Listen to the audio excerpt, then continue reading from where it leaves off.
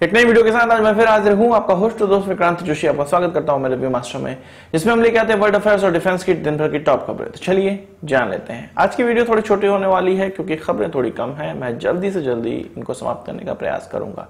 सबसे पहली खबर में हम लोग बात करेंगे तो वो राफेल की तरफ से निकलकर सामने आ रही है। आपको पता है कि भारत में 24 राफेल ऑलरेडी आ चुके हैं, जबकि 26 राफेल भारत को फ्रांस ने डिलीवर कर दिए, यानी कि सुपुर्द कर दिए हैं। इनमें जो 2 एयरक्राफ्ट हैं वो फ्रांस में ही अभी हैं और इनको उड़ाना हमारे पायलट सीख रहे हैं और टेक्नीशियन इन पर काम करना सीख रहे हैं। पर अब ये खबर निकलकर सामने आ रही है कि कुछ 35 एयरक्राफ्ट, 36 में से 35 एयरक्राफ्ट ये पूरे के पूरे भारत पहुंच जाएंगे इस साल के अंत तक। आपको पता है कि जब पहले एयरक्राफ्ट की डिलीवरी हुई थी वो सितंबर 2020 था और लगभग सवा साल में 35 एयरक्राफ्ट उन्होंने डिलीवर करने का वायदा किया है भारत से, और वो वायदा पूरा भी हो जाएगा क्योंकि लगभग 70% डिलीवर तो उन्होंने कर ही दिया है। ये कैपेबिलिटी है इन एयरक्राफ्टों को बनाने की। हम कितने बनाते हैं एयरक्राफ्ट? अगर हम अपने तेजस के इंडिजिनस प्रोजेक्ट की बात करें तो ये कहा गया है कि 16 हम बना पाएंगे, पर 16 हम बना नहीं पाते हैं। वो 36 बना देते हैं और इसके अलावा वो दूसरे देशों को भी डिलीवर कर रहे हैं, केवल भारत को नहीं कर रहे, और देशों को डिलीवर कर रहे हैं। तो वो 40 से 50 एयरक्राफ्ट वो अपने एक साल में बनाने की उनकी कैपेबिलिटी लगती है, जिसको वो डिलीवर कर रहे हैं। ऐसा नहीं है कि ये उनकी प्रोडक्शन लाइन की कैपेबिलिटी है, वो इतने डिलीवर कर रहे हैं।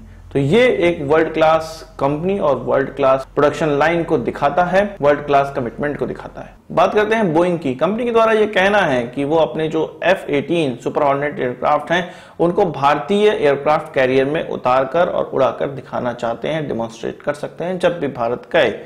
वो ये बोल रहे हैं कि भारत के पास जो INS विक्रमादित्य है और INS विक्रांत, जो कि अभी इंडक्ट नहीं हुआ है, जिसको इंडिजिनस एयरक्राफ्ट कैरियर 1 भी कहा जाता है, इन दोनों ही एयरक्राफ्टों में वो इसका डेमोन्स्ट्रेशन कर सकते हैं। आपको ये पता होना चाहिए कि ये जो सुपर हॉर्नेट है वो स्की जंप से लैस नहीं है, पर इनको स्की जंप वाले एयरक्राफ्ट वो बना रहे हैं और लैंड बेस्ड फैसिलिटी में उन्होंने इसका ट्रायल भी कर लिया है।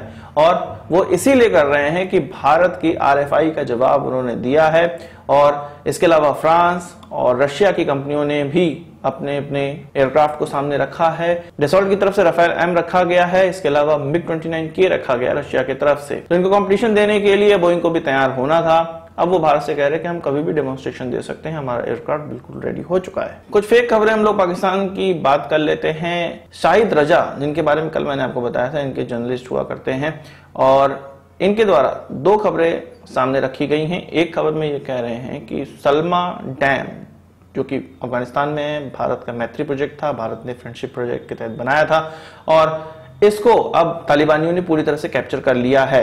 इसके बारे में मेन स्ट्रीम मीडिया में, भारतीय मीडिया में कुछ नहीं छप रहा है, ना कैप्चरिंग का छप रहा है ना कैप्चरिंग का छप रहा है। पर पाकिस्तानी मीडिया से हम लोग को ये पता चलता है कि पूरी तरह से इसमें कैप्चरिंग हो चुकी है। इसको झुटलाया या इसका समर्थन कुछ नहीं किया जा सकता हमारी तरफ से। पर जब पाकिस्तानी तालिबानियों का साथ दे रहे हैं तो सबसे एडवांस खबरें अगर अफगानिस्तान की बात करें तो पाकिस्तान की तरफ ही पहुंच रही होंगी। तो एक बात, इनकी बात मानी भी जा सकती है, पर हम पूरी तरह से इन पर विश्वास नहीं कर सकते हैं। बस एक खबर की तरह आप उसको सुन लीजिए कि तालिबानियों ने उस पर कैप्चरिंग कर ली है और इसकी वेरीफाइड खबरें हो सकता है 1-2 दिन में भारतीय मीडिया में निकलकर सामने आने लगे। इसके अलावा उनकी सोशल मीडिया में एक वीडियो घूम रहा है जिसमें कि हिंदी तैयारा ये कहा जा रहा है, जो तालिबानी टेररिस्ट हैं उनके द्वारा ये कहा जा रहा है। अब इस वीडियो को देखिए, फिर इसके बारे में मैं आपको बताता हूँ।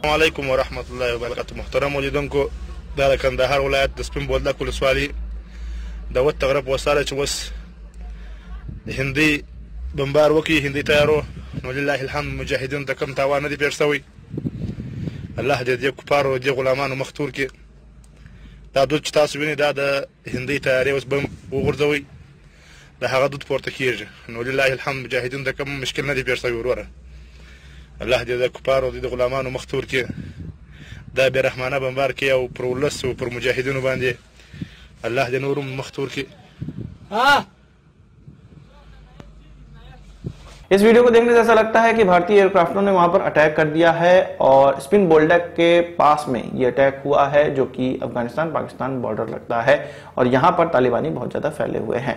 तो इसको देखने से लगता है कि भारत ने वहां पर अटैक किया है और इस वीडियो को सोशल मीडिया में इसी के तहत चलाया भी जा रहा है, पाकिस्तान और अफगानिस्तान में ये चल रहा है, इसी के तहत चलाया जा रहा है कि भारत देखो अफगानिस्तान में अटैक कर रहा है, तालिबानियों पर अटैक कर रहा है, एक भ्रांति फैलाई जा रही है। एक्चुअल में हिंदी तैयारा उनका कहने का मतलब ये है कि जो भारत ने डोनेट किए थे अफगानिस्तान को हेलीकॉप्टर्स, जो कि MI-35 हिंद उनका नाम हुआ करता था, जो कि पहले सोवियत यूनियन के द्वारा भी अफगानिस्तान में इस्तेमाल करवाया गया था, किया गया था, और इसीलिए भारत ने अपने पुराने MI-35 हेलीकॉप्टर्स उनको ट्रांसफर किए क्योंकि वो उसका इस्तेमाल करते थे। तो ये उन्हीं एयरक्राफ्टों के बारे में बात किया जा रहा है, उन्हीं हेलीकॉप्टर्स के बारे में बात किया जा रहा है जिन्होंने वहां पे बमबारी की है, ना कि भारतीय पायलट्स या भारतीय एयरक्राफ्टों के द्वारा। तो शाहिद रजा द्वारा इसका भी समर्थन किया गया था, रिट्वीट किया गया था, और जिनके द्वारा ये वीडियो अपलोड किया गया था वो ट्रिब्यून के लिए लिखते हैं, पाकिस्तानी ट्रिब्यून के लिए लिखते हैं।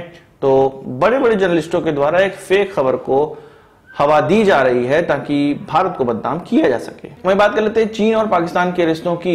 चीन को पाकिस्तान का डबल गेम समझ में आने लगा है, इसीलिए तो चीन ने उनके फॉरेन मिनिस्टर को और उनके ISI के चीफ को बुलाया था। उसमें एक करार हुआ था जो कि मैंने कल परसों की वीडियो में आपको बताया था कि टेररिस्ट ऑर्गेनाइजेशन जो कि अफगानिस्तान में बेस्ड होंगे उन पर किस प्रकार से लगाम लगानी है। एक 5 सूत्री कार्यक्रम बनाया गया था जो कि अफगानिस्तान में अभी के घटनाक्रम को रोकने या मुकाबला करने के लिए बनाया गया था पाकिस्तान और चीन के द्वारा सम्मिलित तौर पे। उसमें ईस्ट तुर्कमेनिस्तान इस्लामिक मूवमेंट का भी नाम लिया गया था कि इनको रोकने के लिए सिस्टम बनाया जाएगा।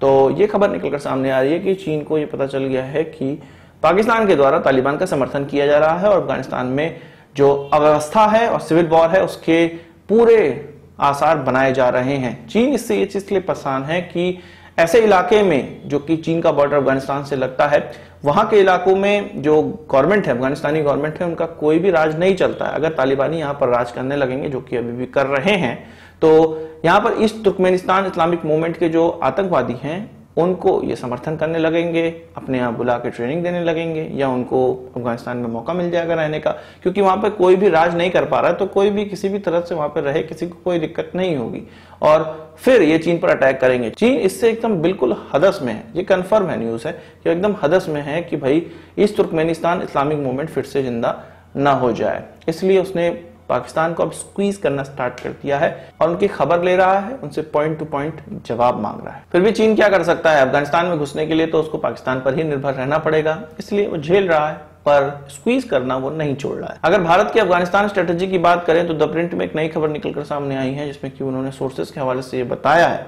कि भारत ये कॉन्फिडेंट है कि अफगानिस्तान तालिबान के आगे नहीं झुकेगा, नहीं हारेगा। इसलिए भारत बहुत ज्यादा हस्तक्षेप के मूड में नहीं है। उनको ये पता है कि अफगानिस्तान तालिबान को आसानी से पछाड़ सकता है, और ऑफिशियल्स का ये भी कहना है कि अभी तो ये कुछ भी नहीं है, ये और ज्यादा बढ़ने वाला है, और अगस्त के बाद ये और ज्यादा बढ़ेगा, 2-3 महीनों के बाद ये और ज्यादा बढ़ेगा जब यूएस पूरी तरह से वहां से बाहर निकल जाएगा। तालिबान अभी ऐसे इलाकों में अटैक कर रहा है जहां पर गवर्नमेंट का कंट्रोल नहीं है, पर जब यूएस निकलेगा तो वो ऐसे इलाकों में भी अपना हाथ आजमाएगा जहां पर गवर्नमेंट का कंट्रोल है, और पूरी तरह से कंट्रोल है। वो सिटी में घुसेगा और तब जाके ज्यादा विकट स्थिति आने वाली है। तो भारत इस स्थिति को मॉनिटर कर रहा है और अभी उसको ऐसा लग रहा है कि अफगानिस्तान खुद ही तालिबान को पछाड़ सकता है। तो आज की इस वीडियो के लिए बस इतना ही। आशा करता हूं आपको वीडियो पसंद आया होगा, आपको एक पारा तुमसे जरूर देंगे। इस वीडियो से कोई सवाल सुझाव हो कमेंट बॉक्स में जरूर लाइएगा, और यदि आपने हमारे चैनल को सब्सक्राइब नहीं किया उसे भी कर लीजिए, क्योंकि हम इस प्रकार की वीडियो लाते रहते हैं। नमस्कार, थैंक यू, जय हिंद।